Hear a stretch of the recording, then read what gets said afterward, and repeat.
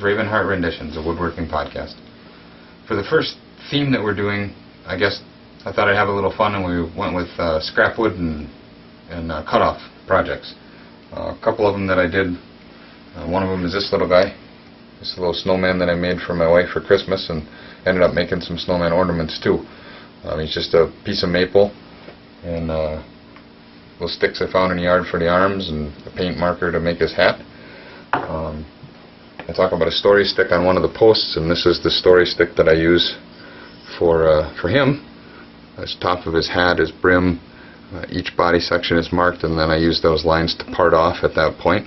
And then the width of each section of his body and hat are right there. That's one way to do a story stick. Another way to do a story stick is a little different, I guess, is a storyboard.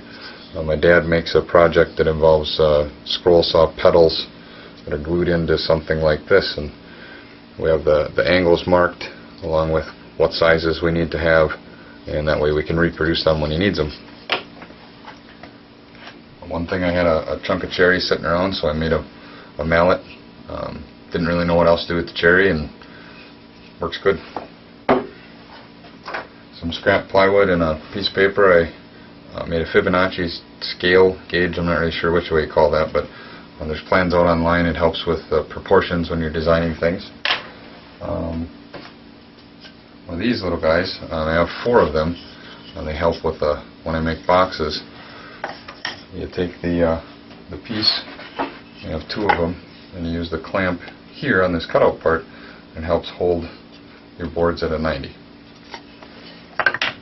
Speaking of little boards, this board here, I did a book review of this book, Wooden Bowls from the Scroll Saw, and if you either make a post or make a comment on this post or the post for the book review, or shoot me an email with scroll saw bowls as the subject, you'll be entered to win that book at the end of June.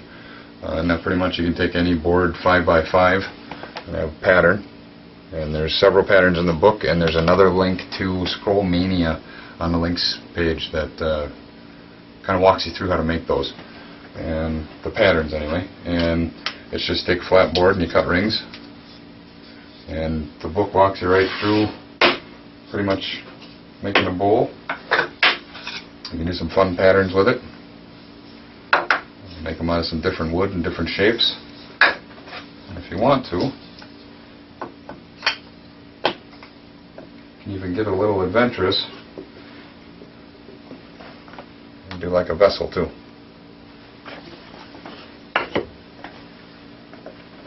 This is another, I guess you'd say, scrap wood cutoff. I made a table for a friend that was part of a brewing station for beer, and this had to be cut out of the center so his vessel could sit inside of that, because it's a gravity feed. And this, that I didn't know what I was going to do with, there's another friend of ours that decorates cakes that this is going to be the base of the Lazy Susan for.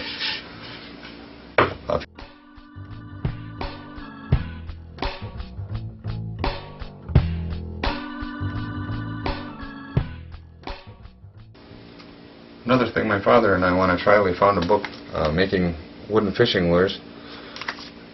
The nice part about this is you can take any piece of wood, even like the cutoffs for making the scroll saw bowls, to cut off 2x4s or small pieces of maple, just about any kind of wood you can think of, a few eyelets and some hooks, and you can make your own fishing lures, or they make good presents too.